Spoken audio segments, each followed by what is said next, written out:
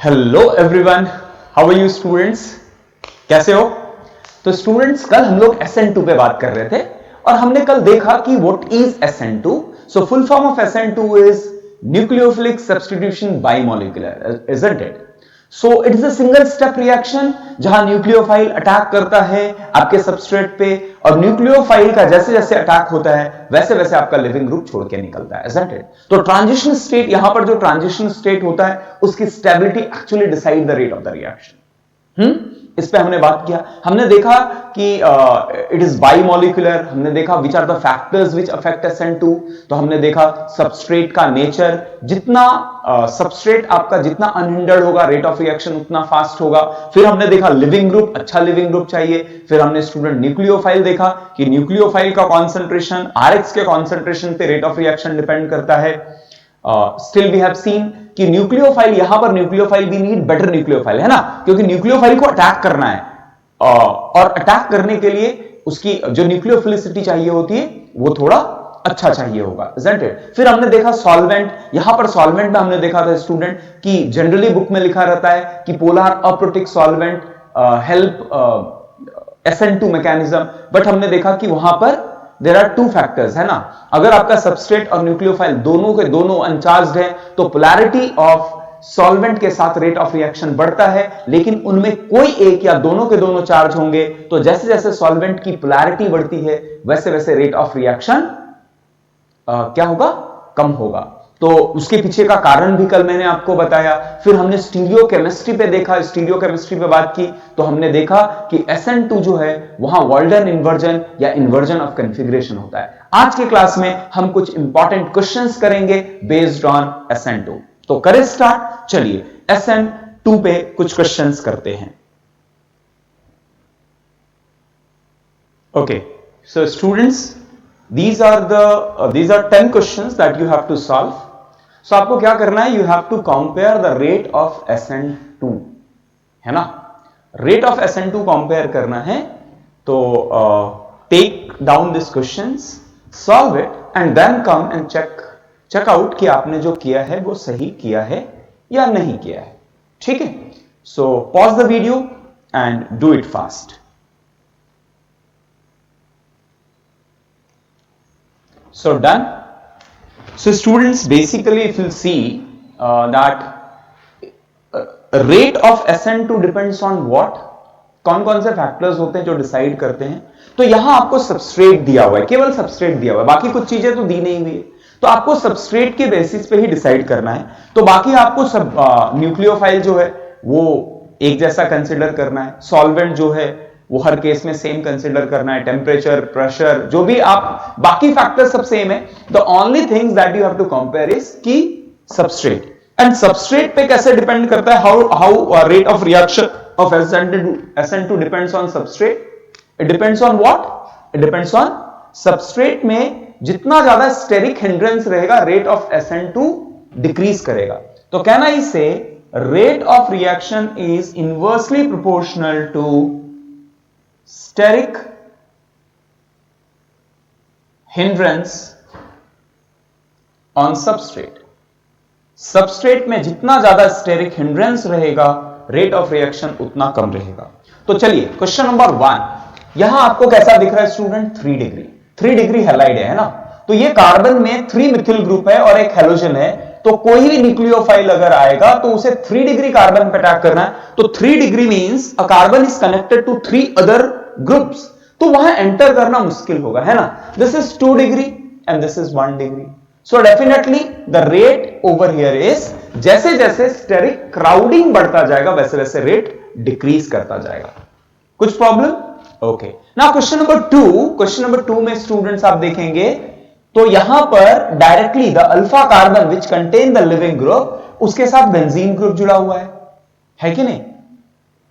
Similarly इस case में अगर आप देखेंगे तो this is alpha carbon, this is beta carbon. तो जो अल्फा कार्बन है, अल्फा कार्बन पे एक बहुत बड़ा ग्रुप बेंजीन ग्रुप जुड़ा हुआ है, जबकि ये इससे काफी डिस्टेंस पे है. सो कैन आई से the rate of reaction is what? B greater than A. अच्छा, नाउ ब्रिज हेड पे स्टूडेंट एक बात, तो bridge head is what?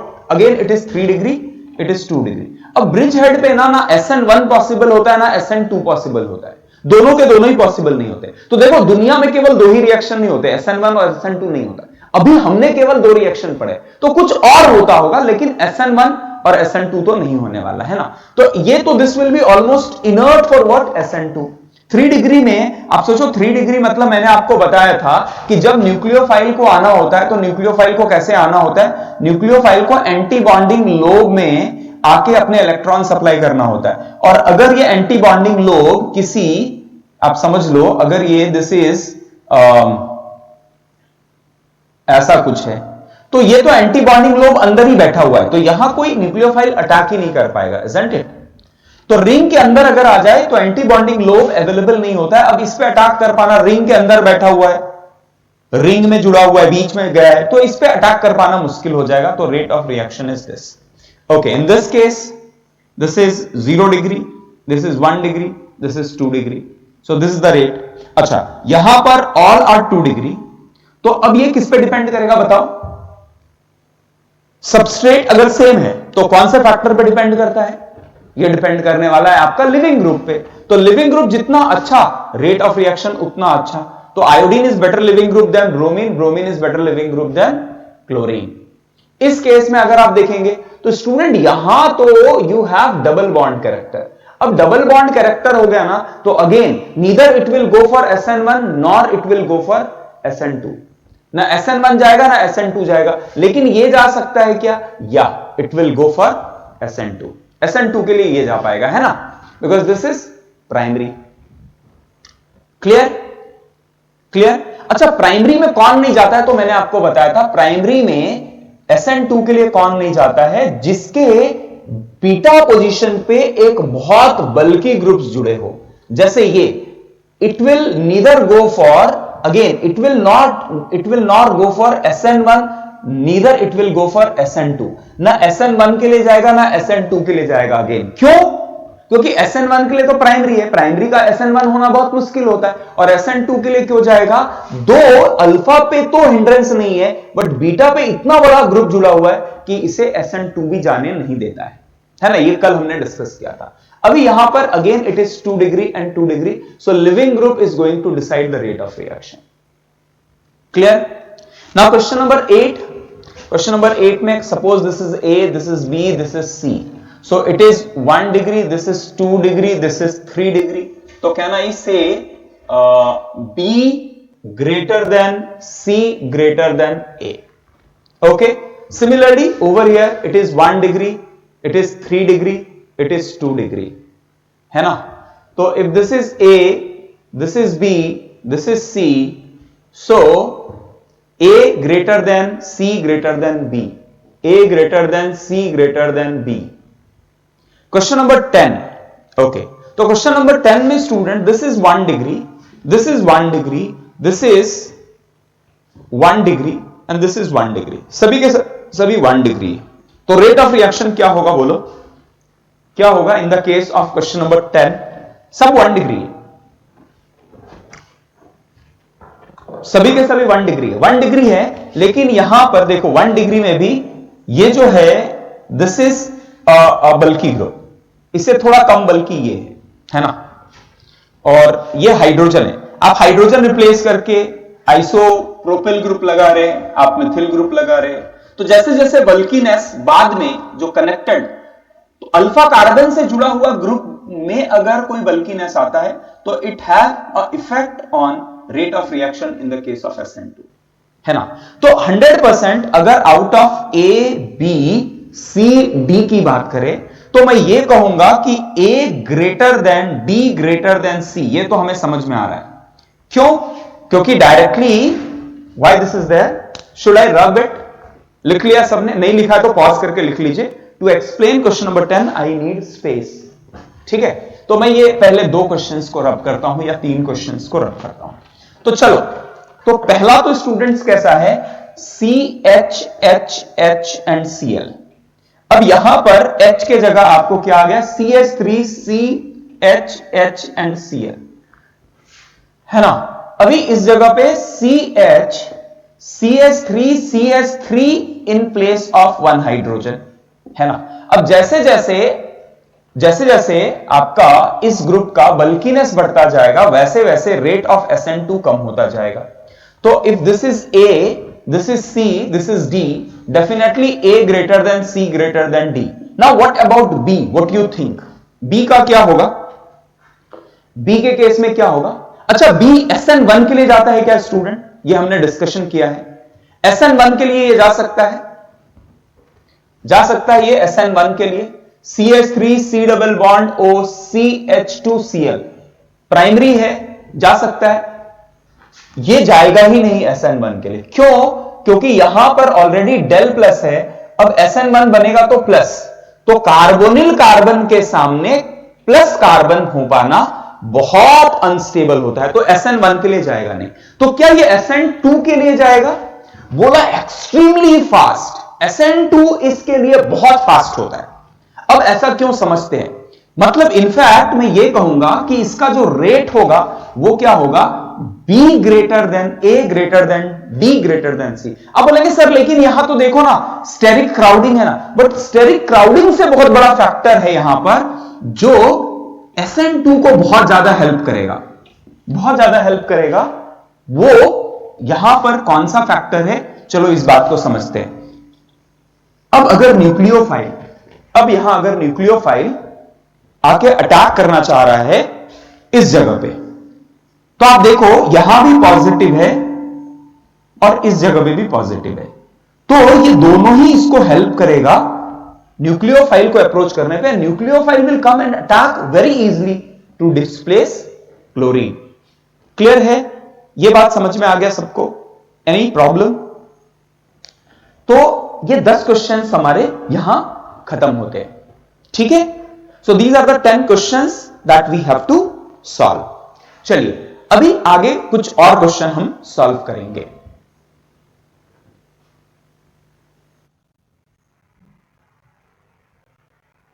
So the students, the next set of few questions that you have to solve on SN2 is here. So again what you do, you take it down, solve it and then come back. ठीक है? Do it fast.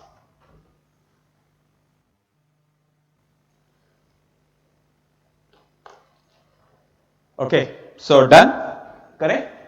चलिए, so on the very first case आप अगर आप देखेंगे, चलो हम लोग क्या करते हैं कंपेयर करने के लिए, late rate B K1 K2, K1 K2, इस जगह भी K1 K2 are the rates, K1 K2 are the rates, है ना? K1 and K2 are the rates, so you have to compare the rate of reaction. तो student पहले case में substrate same है, leaving group same है ना? Solvent की बात ही नहीं कर रहा है, तो किस पे डिपेंड करेगा? न्यूक्लियोफाइल पे, है ना? कॉन्सेंट्रेशन पे किसी का कॉन्सेंट्रेशन नहीं दिया हुआ है, तो किस पे? जितना स्ट्रॉन्ग न्यूक्लियोफाइल होगा SN2 का रेट उतना फास्ट होगा, है ना? तो आपके पास दो चीजें OH minus and SH minus, है ना? तो which one is more nucleophilic? This is more nucleophilic. Which one is more basic? This is more basic. Basic ये ज्यादा है, न्यूक्लियोफिलिक ये ज्यादा है। डाउन द ग्रुप अगर आप देखेंगे तो डाउन द ग्रुप क्या होता है? बेसिकली न्यूक्लियोफिलिसिटी बढ़ती है। तो अगर न्यूक्लियोफाइल स्ट्रांग है तो रेट ऑफ रिएक्शन भी ज्यादा होगा। सो कैन आई से K2 is greater than K1, है ना? चलिए सेकंड केस में आपका न्यूक्लियोफाइल इज सेम, आपका substrate is same, but the living group is different, है ना? एक जगह पे क्लोरीन है, दूसरे जगह पे ब्रोमीन है, तो better the leaving group, better will be the rate of reaction. So again K2 is greater than K1। Bromine is a better leaving group, निकलने के बाद काफी ज्यादा स्टेबल हो सकता है, बेसिक स्ट्रेंथ उसकी कम होती है। Now again in case of third case, if you see the substrate is same, nucleophile बदल रहा है और हमें पता है SH minus is better nucleophile than OH minus. कल मैंने आपको list of strong, moderate and weak nucleophile दिया था, isn't it? चलिए अब फोर्थ केस में अगर स्टूडेंट देखो तो substrate same, nucleophile same, concentration बदल रहा है। यहां कॉन्सेंट्रेशन 1 मोलर है, यहां 1 मोलर 2 मोलर है, and we know the rate of reaction depends on what? concentration of substrate as well as reagent. So again K2 is greater than K1, है ना? कुछ दिक्कत? Okay. Now in the second case, again OH minus is stronger nucleophile than H2O, है ना?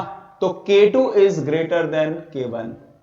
All answers in all questions you are finding right now K2 greater than K1. Okay. Now question number 6. What do you say? Question number 6 में आप क्या बात करेंगे? Question number 6 में क्या लगता है आपको? इस पे भी हमने डिस्कशन किया था. तो सबस्ट्रेट सेम है, nucleophilicity of these two entity. So what do you think, किसकी न्यूक्लियोफिलिसिटी ज्यादा है? हमारे पास दो एंटिटीज हैं, नाइट्रोजन ये और दूसरा. तो students, nucleophilicity of this is found to be much higher than this. Why? क्योंकि यहां पर there is a nitrogen inversion का केस. नाइट्रोजन इन्वर्जन के कारण ये लोन पेयर जो होते हैं वो फिक्स नहीं होते, इट फ्लक्चुएट. और यहां पर नाइट्रोजन इन्वर्जन फ्लिपिंग पॉसिबल नहीं है, इसीलिए K1 is much higher than K2. Clear? Same case over here. Again, K1 will be much higher than K2. अब logic, high nucleophilicity of this. Okay. Now, in the case of this, if you see, this is Cn minus and I minus. Now, which one is better nucleophile? I minus is better nucleophile. So, K1, K2. So, I will say K2 is greater than K1. Quite simple. Quite simple. Yes. तो लिख लीजिए. हो गया सबका? कर लिया ये? Okay. तो थोड़ी और कुछ पॉइंट्स को हम लोग यहां देखते हैं. सो चलिए कुछ आगे नए क्वेश्चंस हम देखेंगे.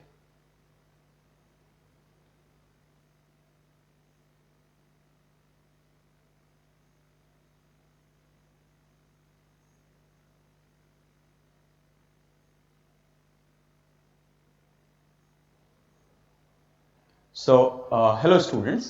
Here we have few more questions that you have to solve, and in first question you have to compare the rate of reaction. So definitely ये किस पे डिपेंड करेगा? सबस्ट्रेट दोनों का सेम है. Call this as K1 and this as K2. तो nucleophilicity of this CH3O minus is better than that of CH3OH. So neutral entity से उसका एनायन काफी ज्यादा न्यूक्लियोफिलिक होता है. So definitely K1 will be greater than K2. Okay. Now next question students we have over here is what will be the effect on the rate of reaction on increasing the polarity of the solvent of these reactions. तो इन reactions में अगर आप solvent की polarity को increase कर देंगे तो rate पे कैसे फर्क पड़ने वाला है? This is the question they have asked. और सभी जगह पे SN2 हो रहा है. तो चलो इस क्वेश्चन को कैसे सॉल्व करेंगे. सबसे पहले मैं आपको बताता हूं कि स्टूडेंट्स, हमने देखा था कि if both substrate and nucleophiles are neutral,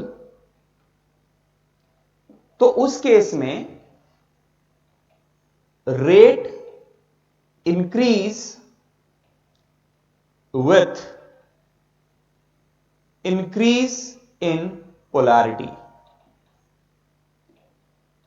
of solvent. ये पहला बात हमने देखा था. अब ये क्यों? क्योंकि अगर आपका पोलर सॉल्वेंट है और ये दोनों के दोनों न्यूट्रल है तो रिएक्टेंट के साथ तो उसका कोई इंटरेक्शन नहीं होगा.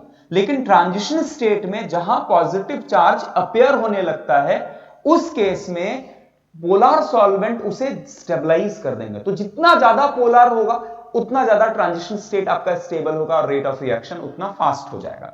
और अगर उन सबस्ट्रेट और रिएजेंट में एक भी चार्ज है या दोनों के दोनों चार्ज हैं, वैसे केस में rate of reaction decreases with the increase in polarity.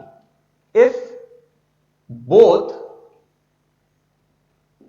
substrate and reagent are charged or any one of them is charged, any one of them is charged, then what? Rate decreases with increase in polarity of solvent. तो ये कल हमने देखा था solvent effect पे। तो पहला case में अगर आप देखो स्टूडेंट्स, तो क्या है, on the very first case आपका सबस्ट्रेट जो है वो क्या है, the substrate over here is what, the substrate over here is charged entity. आपका न्यूक्लियोफाइल चार्ज नहीं है बट सबस्ट्रेट चार्ज्ड है ना। अब सबस्ट्रेट चार्ज है, तब सबसे पहले ये समझते हैं कि यहां रिएक्शन क्या होगा। Let's try to understand what will be the reaction. पहले तो ये समझ में आना चाहिए कि यहां रिएक्शन क्या होने वाला है। तो सबसे पहले स्टूडेंट ये समझो कि सल्फर जो है उस पे पॉजिटिव चार्ज आने के कारण it will try to pull electron from these methyl group, है ना। तो ये जब मिथिल ग्रुप पे पुल करेगा तो this carbon will get positive charge. अब जब कार्बन पॉजिटिव चार्ज है और आपने एक न्यूक्लियोफाइल दिया है, so this nucleophile will try to supply electron to this any one of them carbon atom. जब ये सप्लाई करेगा, तो अब देखो जब सप्लाई करेगा तो आप सबसे पहले ये समझो स्टूडेंट, जब सप्लाई करेगा तो यहां एक डेल प्लस आने लगेगा। अब ये इलेक्ट्रॉन इसको सप्लाई कर रहा है, तो इलेक्ट्रॉन सप्लाई कर रहा है तो del plus will come over here. मैं ऐसे इसको बता सकता हूं, so del plus will come on nitrogen atom और ये बॉन्ड टूटने लगेगा। और जब बॉन्ड टूटने लगेगा तो even this will become del plus. तो आप देखो ये मेरा ट्रांजिशन स्टेट है और ये मेरा न्यूट्रल एंटिटी है। अगर मेरी पोलैरिटी इंक्रीज हो जाती है तो can you tell me increase in polarity will stabilize which entity more, reactant और ट्रांजिशन स्टेट? देखो अगर किसी ने रिएक्टेंट को स्टेबलाइज कर दिया तो उसमें रिएक्शन नहीं होगा, रेट ऑफ रिएक्शन जो है वो डिक्रीज हो जाएगा। अगर मेरे पोलर सॉल्वेंट ने इसे सॉल्वेट कर दिया और इसे स्टेबल कर दिया तो इसका रेट ऑफ रिएक्शन में जाने की टेंडेंसी कम हो जाएगी। क्लियर है, समझ रहा है? लेकिन अगर सॉल्वेंट इसे जितना स्टेबलाइज कर रहा है उससे ज्यादा अगर इसे स्टेबलाइज कर रहा है तो रेट ऑफ रिएक्शन बढ़ जाएगा। अब इस केस में आप पोलैरिटी बढ़ाओगे तो आप देखो यहां पर प्योर पॉजिटिव और यहां पर डिस्ट्रीब्यूटेड पॉजिटिव है। तो डिस्ट्रीब्यूटेड पॉजिटिव है तो यहां पर सॉल्वेशन जो होगा वो कम होगा। यहां का जो सॉल्वेशन होगा, solvation directly depends on what, magnitude of charge. तो यहां सॉल्वेशन ज्यादा होगा और ट्रांजिशन स्टेट की सॉल्वेशन कम होगी जैसे पोलैरिटी इंक्रीज करेंगे। तो मेरा रिएक्टेंट जो है वो ज्यादा स्टेबलाइज हो रहा है as compare to transition state, इसीलिए rate of reaction will decrease with the increase in polarity. So I will say rate will decrease. तो यही लॉजिक मैंने यहां लिखा है कि इनमें से अगर कोई भी एक चार्ज है तो rate decrease with the increase in polarity of solvent. तो ये क्लियर हो गया, पहले केस में rate will decrease.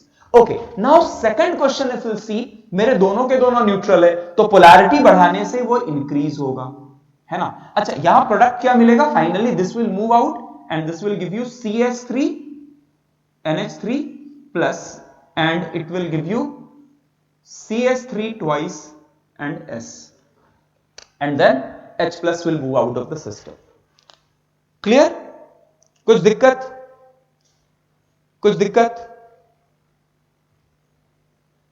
Okay. Now second question में why rate increases because both of these are neutral. तो यहां कोई चार्ज नहीं है बट ट्रांजिशन स्टेट में चार्ज आएगा क्या, 100% चार्ज विल कम। क्यों? क्योंकि NH3 ने जब इलेक्ट्रॉन देना स्टार्ट किया आपके CH3 को और यहां क्लोरीन, तो इस जगह पे डेल माइनस और इस जगह पे डेल प्लस आएगा। तो यहां चार्ज अपियर हो रहा है और इस जगह पे आपको पहले कोई चार्ज नहीं था। तो चार्ज अगर अपियर हो रहा है स्टूडेंट्स, तो उस केस में पोलैरिटी बढ़ाने से ट्रांजिशन स्टेट की स्टेबिलिटी बढ़ जाएगी। समझ रहा है आपको?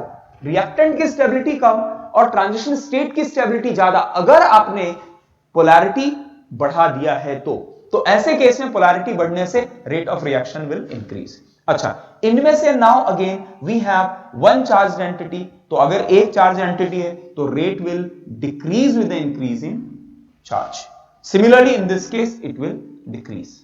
क्लियर है? तो सॉल्वेंट की पोलैरिटी का क्या इफेक्ट है, I think it will be very clear with this example. चलो, क्लियर हो गया? कुछ और क्वेश्चंस करें? चलिए थोड़े और क्वेश्चंस करते हैं हम लोग। So students, here we have 3 more questions. So please solve it. पहले क्वेश्चन में आपको OH माइनस दिया है और SN1 करवाना है। In second case OH minus के साथ SN2 करवाना है और आपको product C, B and C निकालना है। सेकंड क्वेश्चन में एक्वस AgNO3 के साथ इसका प्रोडक्ट निकालना है। So here you have to decide which mechanism it will follow. यहां मैकेनिज्म दिया हुआ है, it will go for SN1, it will go for SN2। अब बोलेंगे सर OH माइनस के साथ SN1 भी जा रहा है और OH माइनस के साथ SN2 जा रहा है, तो हम उसको किसी बाकी तरीके से कंट्रोल कर रहे होंगे SN1 या SN2 जाने के लिए। अभी हमें यह भी सीखना है स्टूडेंट कि कौन सा रिएक्शन SN1 के लिए जाएगा, कौन सा रिएक्शन SN2 के लिए जाएगा, है ना, उस पे बात करेंगे, कौन फैक्टर्स पे कैसे डिसाइड होता है। एंड आपको यहां एक दिया गया है कि इथेनॉल है, जब NaBr प्लस H2SO4 डाला है तो रिएक्शन इज स्लो, बट इसमें Me3SiCl जब ये ऐड कर दिया तो reaction is very fast. Now Me3SiCl is called as trimethylsilyl chloride। trimethylsilyl chloride silicon का कंपाउंड है, तो ये डालने के बाद रिएक्शन काफी फास्ट हो जा रहा है। क्वेश्चन इज व्हाई, तो ये आपको आंसर करना है। So please take it down and answer it. कीजिए, फास्ट कीजिए। हो गया? चलिए, so the first question is, अगर मुझे फर्स्ट क्वेश्चन में SN1 मैकेनिज्म लेके जाना है स्टूडेंट्स, तो डेफिनेटली ये सबसे पहले क्लोरीन विल मूव आउट। अब जब क्लोरीन मूव करेगा, so you have to understand कि इस केस में यहां पर यू विल गेट हाइड्रोजन, एक कार्बोकेटाइन, ये प्लेनर बन जाएगा, है ना। कार्बोकेटाइन जब कभी बनता है, कार्बोकेटाइन इज प्लेनर, तो ये प्लेनर बन जाएगा और इस जगह पे what you will get is, you will get Me hydrogen. अब यहां पर OH minus will attack. Now यहां पर OH माइनस विल अटैक। अब OH minus can attack from upside और it can attack from downward. Clear है?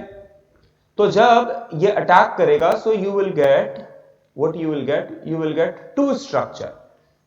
अब ये देखो, हाइड्रोजन और Me का इस जगह पे कोई फर्क नहीं पड़ने वाला है, this will remain as it is, है ना। But OH can attack from above the plane. अब ये अबव द प्लेन अटैक करेगा तो Me के साइड पे रहेगा, दोनों अप, तो ये हो जाएंगे सिस। और एक पॉसिबिलिटी और है, एक पॉसिबिलिटी और है,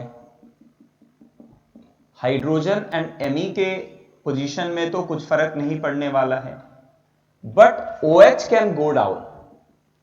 so what's the relation between these two entity that is form? तो C एक ना होके दो एंटिटी बन रहा है ना। तो इनफैक्ट मैं ये अच्छा मैं बोलता हूं B प्लस C और इसको बोल देता हूं D, ऐसा कह सकते हैं। तो one of them will be B and one of them will be C। अब कोई भी B और कोई भी C हो सकता है, दोनों की इक्वल प्रोबेबिलिटी होती है ना। Non stereo specific and non stereo selective, तो this is B and C। अच्छा, SN2 के केस में वी नो स्टूडेंट, SN2 है तो बैक साइड अटैक करेगा और रिप्लेस किसको, डिस्प्लेस किसको करेगा, इसको डिस्प्लेस करेगा। तो what will B D?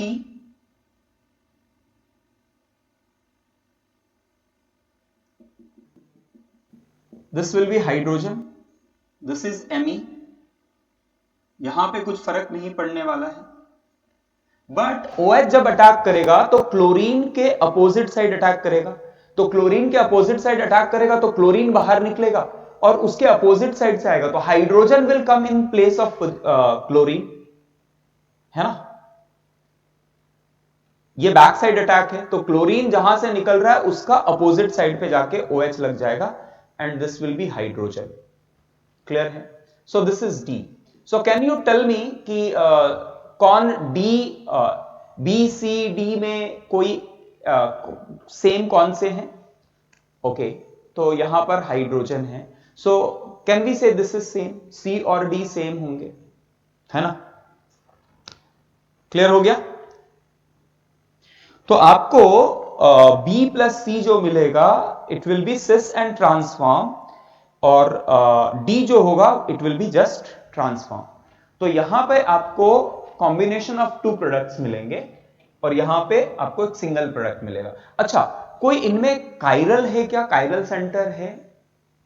Optical activity पे बात कर सकते हैं क्या? मैं ऐसा बोल सकता हूं और बी और सी ऑप्टिकली एक्टिव है क्या? Are they optically active? Tell me. No, कोई कायरल सेंटर नहीं है, दिख रहा है ना, कोई कायरल सेंटर नहीं है। क्या ये कायरल सेंटर है? नहीं, तो ऑप्टिकल एक्टिविटी पे कोई बात नहीं कर सकते। डन?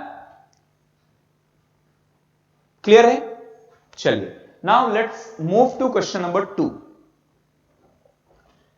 क्वेश्चन नंबर 2 पे बात करते हैं। रब करूं, ये लिख लिया सबने? चलिए, नाउ क्वेश्चन नंबर 2 इज,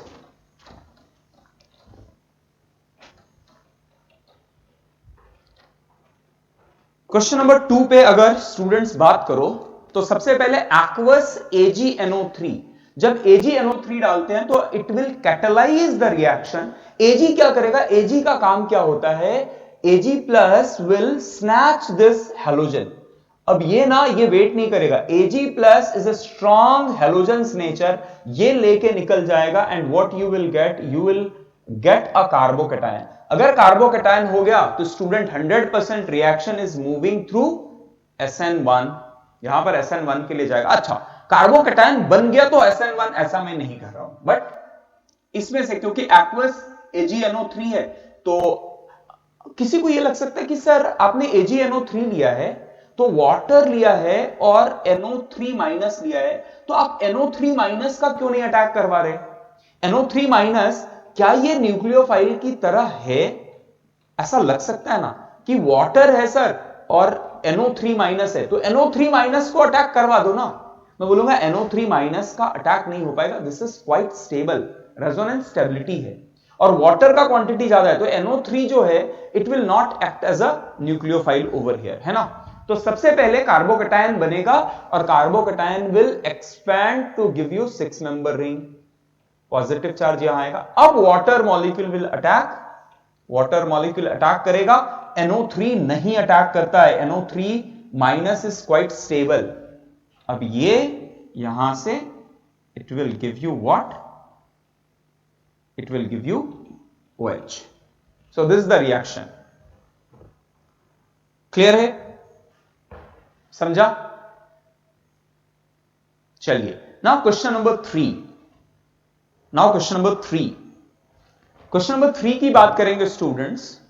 तो बोल रहा है कि फर्स्ट केस में rate is very slow, whereas आपने ट्राइमिथिल सिलिल क्लोराइड जब ऐड किया है तो रिएक्शन बहुत फास्ट हो रहा है। तो सबसे पहले ये ट्राई करते हैं कि व्हाई दिस इज स्लो।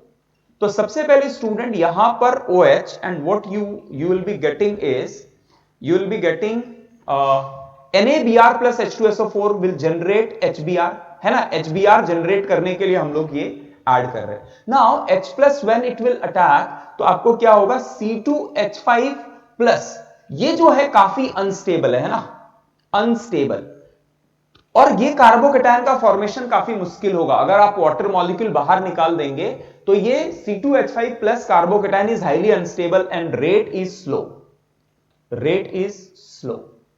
तो बोला कि ऐसा क्या हो गया, ट्राइमिथिल सिलिल क्लोराइड ऐड करने पे रेट ऑफ रिएक्शन फास्ट क्यों हो गया? तो इस बात को समझते हैं।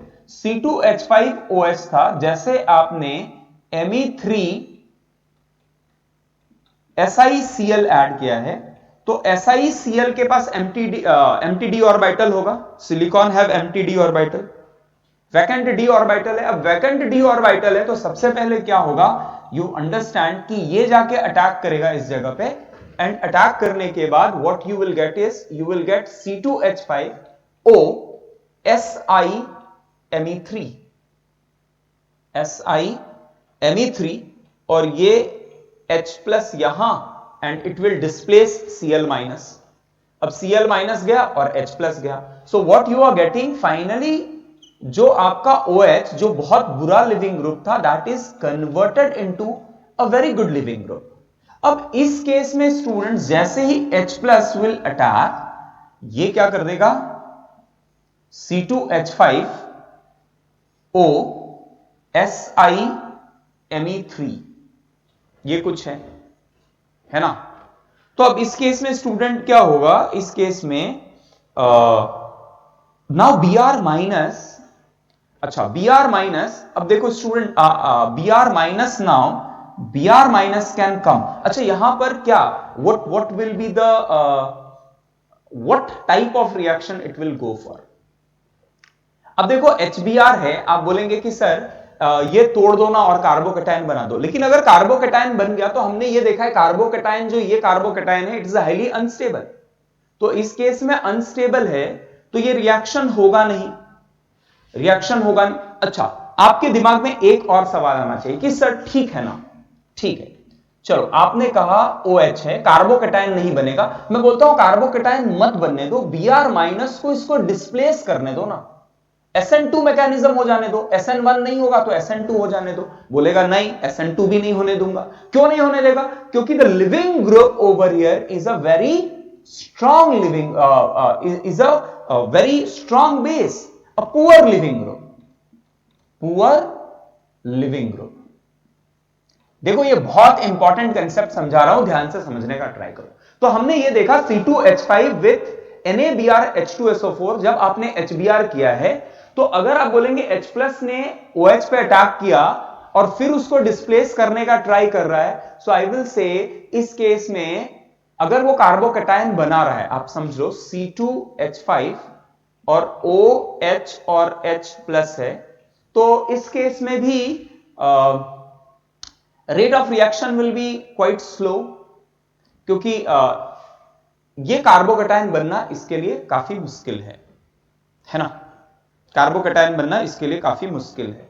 अच्छा नाउ क्वेश्चन इज कि क्या सर, चलो SN1 नहीं हो सकता है, हमें समझ में आ गया, तो SN2 नहीं हो सकता है क्या, क्वेश्चन इज क्या ये डायरेक्टली इसे डिस्प्लेस नहीं कर सकता है, SN2 नहीं हो सकता है। तो SN2 का भी रेट, क्योंकि निकलने वाला ग्रुप OH माइनस है, तो that is very very bad group. अच्छा एक ये भी बात हो सकता है कि सर पहले H प्लस अटैक करवा दो और फिर SN2 करवा दो, हां ये एक पॉसिबिलिटी है। तो यहां पर रिएक्शन किसके लिए जाएगा, ऐसे SN2 के लिए जाएगा, और H2O जो अभी निकलता हुआ ग्रुप होगा वो एक ठीक ठाक अच्छा ग्रुप निकलता हुआ होगा, OH is a very good living group। तो SN2 का rate is quite good over here, SN2 mechanism से जाएगा, SN1 से नहीं जाएगा, क्लियर है। तो इस केस में SN2 जाना प्रिफर करेगा, बट क्वेश्चन इज कि सर फिर SN2 अगर जाना प्रिफर करेगा तो फास्ट होना चाहिए ना, फास्ट होना चाहिए इस जगह पे। तो Br माइनस जो है स्टूडेंट, Br माइनस जो है वो Br माइनस अब देख रहे हैं इस जगह पे Br minus can displace and it can go for SN2 now, but इससे काफी फास्ट ये होगा। अब ये क्यों होगा इस बात को समझने का ट्राई करते हैं, क्योंकि यहां का जो लिविंग ग्रुप है, अब Br माइनस जब इस पे अटैक करेगा, Br माइनस इस पे अटैक करेगा, तो this is very very good leaving group, oxygen पे माइनस आके निकल के जा रहा है, तो ये काफी अच्छा लिविंग ग्रुप होगा। इवन वाटर से ज्यादा अच्छा लिविंग ग्रुप ये होने वाला है, अगर H प्लस ने यहां अटैक किया तो ये काफी अच्छा लिविंग ग्रुप होने वाला है, क्लियर है। Br माइनस, नाउ Cl निकल गया तो Br minus can displace it, so leaving ability, this leaving group ability of this is much better than that of water, so rate of reaction will be much faster, clear है, is it clear. चलिए good, let's take few more question, थोड़े और कुछ questions करते हैं, please take it down. So here you have few more questions, please take it down, pause करिए, लिखिए और इसे सॉल्व कीजिए, ठीक है। स्टार्ट। सो डन स्टूडेंट्स, हो गया सबका। अच्छा पहले केस में what you think, what will be the reaction, आपने अल्कोहल लिया है, कौन सा अल्कोहल है मुझे पता नहीं, ROH अल्कोहल है, plus NaBr, Na plus Br minus के साथ रिएक्शन करा है, तो क्या ये सबसे पहले आपको कोई सॉल्वेंट नहीं, कुछ भी नहीं दिया गया है ना, तो क्या ये रिएक्शन होगा, it will go for SN2 SN1 जाने के लिए तो सबसे पहले आपको हाइड्रोजन H+ चाहिए। अल्कोहल का हमने देखा है कि अगर SN1 जाना है तो आपको H+ ऐड करना पड़ता है। H+ है नहीं, यहां पर आपको क्या है, NaBr दिया हुआ है। So now will it go for SN1? नहीं, SN1 के लिए नहीं जाएगा। क्या ये it will go for SN2? Even it will not go for SN2, क्योंकि OH- is a very bad leaving group. तो यहां पर होगा नो रिएक्शन। क्लियर है ना? SN1 ना SN2। तो आप यहां समझ पा रहे होंगे कि मैंने अभी कंपैरिजन स्टार्ट कर दिया है कि रिएक्शन कौन सा होगा। Even we have try to understand कि SN1 होने वाला है या SN2 होने वाला है। नाउ क्वेश्चन इज ROH को जब आप HBr के साथ रिएक्शन करवाएंगे student, now H+ and Br-, तो H+ विल अटैक। अब H+ अटैक करेगा तो बन जाएगा ROH and H with a plus charge. Now question is कि क्या ये कार्बोकैटायन फॉर्म हो सकता है? अब ये डिपेंड करेगा completely, it will depend on what, it will depends on the type of the alkyl group. अगर 3 डिग्री होगा तो आसानी से कार्बोकैटायन फॉर्म हो जाएगा, 2 डिग्री होगा तो फिर भी वेट करेगा, 1 डिग्री होगा तो कार्बोकैटायन फॉर्म नहीं करेगा। तो इधर it will go for SN1 और SN2, it depends on what, it will depends on the type of alkyl group R you have taken. Is it clear? समझ में आया ये बात? सो एक्चुअली ये SN1 होगा या SN2 होगा, वो किस पे डिपेंड करने वाला है? डिपेंड करने वाला है कि आपका अल्कील ग्रुप कैसा होने वाला है। तो जो भी हो, अगर SN1 हुआ तो कार्बोकैटायन के बाद RBr बनेगा, है ना? फाइनली ये टूटेगा, R+ and Br- will attack if it will go for SN1। अगर ये SN2 के लिए जाता है तो भी क्या बनेगा finally? RBr। Br- will attack and it will displace. तो RBr दोनों ही केस में बन रहा है, SN1 हो या SN2 हो। डिपेंड किस पे करेगा, SN1 जाए या SN2 जाए? ये डिपेंड करेगा solely it will depend, completely it will depends on the type of the alkyl group you have attached. Clear है? तो RBr will be the answer। तो यहां आपको RBr मिलता दिखेगा plus H2O, but definitely RBr SN1 से भी बन सकता है और SN2 से भी बन सकता है, depending on nature of R group over here. Okay, now next is question number 3। Now question number 3, यहां एक काफी इंपॉर्टेंट कंसेप्ट बता रहा हूं, ध्यान से समझिए। इस बात को थोड़ा ध्यान से समझिए, एक काफी इंपॉर्टेंट कंसेप्ट यहां पर बता रहा हूं। देखो स्टूडेंट्स, इस केस में सबसे पहले सब क्वेश्चन है कि आपने जब Na+ एंड NO2- ऐड किया है in ethanol ETOH, so ethanol is acting as a solvent. तो सॉल्वेंट की तरह है तो वो कैटायन और एनायन को सेपरेट कर देगा। पोलर प्रोटिक सॉल्वेंट है, वो सॉल्वेट कर देगा, अलग कर देगा, है ना? इसको सराउंड कर लेगा, इसको भी सराउंड कर लेगा। क्लियर है? पोलर प्रोटिक सॉल्वेंट है तो सराउंड कर लेगा। Now we have NO2 and NO2 का जो स्ट्रक्चर है, this is the structure of NO2, this is the structure of NO2। ना क्वेश्चन इज कि यहां पर एक स्पेशल, अगर आप देखेंगे तो एक स्पेशल आपको कंडीशन दिखेगा NO2- में। So we have oxygen, this oxygen atom can act as a site of attack, nucleophilic site ये भी हो सकता है, न्यूक्लियोफिलिक साइट ये भी हो सकता है। अच्छा, even nitrogen atom have a lone pair, so even it can act as a nucleophilic site।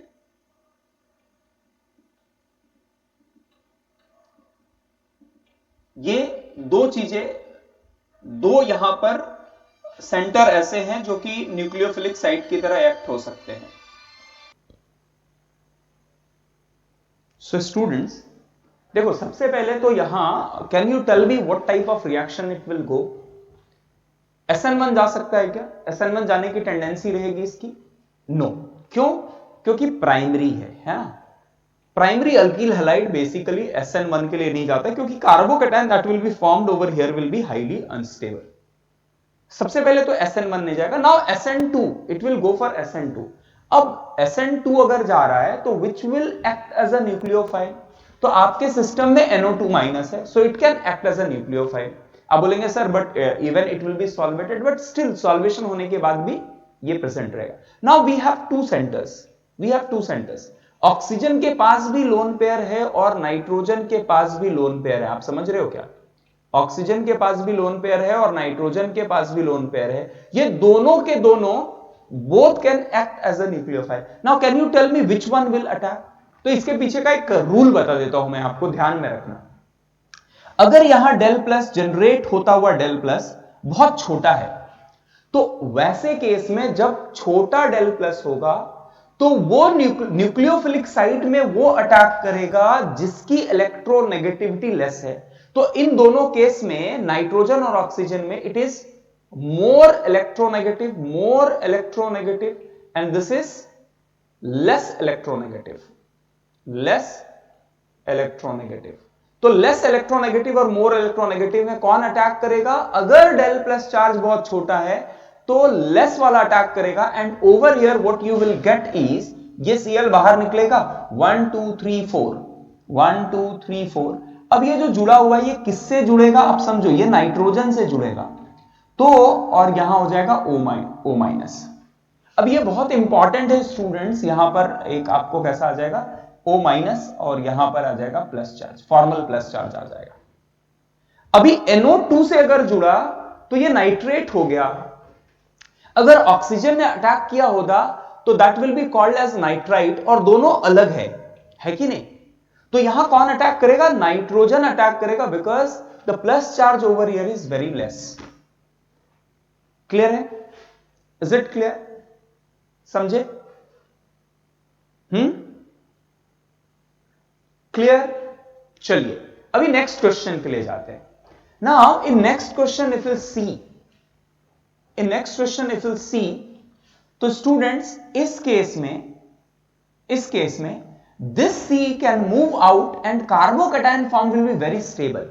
यहां जो कार्बोकैटायन बन रहा है वो काफी स्टेबल कार्बोकैटायन बन रहा है। अगर स्टेबल कार्बोकैटायन बन रहा है due to resonance of this oxygen atom. Clear है? तो यहां कार्बोकैटायन बनेगा तो what it will go for? It will go for SN1, है कि नहीं? It will go for SN1। अब SN1 के लिए अगर जाना है, SN1 पॉजिटिव चार्ज, तो ये पॉजिटिव हो गया। Now this positive charge will be generated, now nucleophile will attack. So nucleophile जब अटैक करेगा तो फिर से न्यूक्लियोफाइल आपका कैसा है? NO2 है। नाउ फिर से वही क्वेश्चन कि ऑक्सीजन और नाइट्रोजन में कौन अटैक करेगा? तो हमने देखा कि SN2 के केस में कौन अटैक कर रहा है? SN2 के केस में लेस इलेक्ट्रोनेगेटिव वाला अटैक कर रहा है, लेकिन SN1 के केस में which will attack? That will attack which have which is more electronegative। तो ये जुड़ जाएगा O and double bond O से। क्लियर है? ये रूल याद रखिए, क्लियर है? So it will proceed via what? SN1 mechanism. ठीक है? Clear? Okay. Now in this question, अगर आप नेक्स्ट क्वेश्चन पे बात करें स्टूडेंट्स, तो नेक्स्ट क्वेश्चन में अगेन यू हैव दिस, है ना? तो यहां कार्बोकैटायन फॉर्म हो सकता है, कार्बोकैटायन फॉर्म हो जाएगा तो ये बन जाएगा O, कार्बोकैटायन फॉर्म हो जाएगा because this carbocation is quite stable. Attack करने वाला कौन होगा? C2H5OH will attack. जब ये अटैक करेगा तो फाइनल प्रोडक्ट आपको क्या मिलेगा? O और यहां आ जाएगा O C2H5। So this are the product. तो आज हमने यहां कुछ क्वेश्चन सॉल्व किया। Will stop over here. अभी एक और क्लास में SN2 पे लूंगा जहां हम लोग थोड़ा और डिस्कशन करेंगे SN2 पे, and then SN2 will end. फिर we will start with SN1 SN2 के बाद we will start with E1 and E2, क्योंकि E1 E2 SN1 SN2 से काफी रिलेटेड है ना? तो आज का क्लास यहां बंद करते हैं। Thank you very much.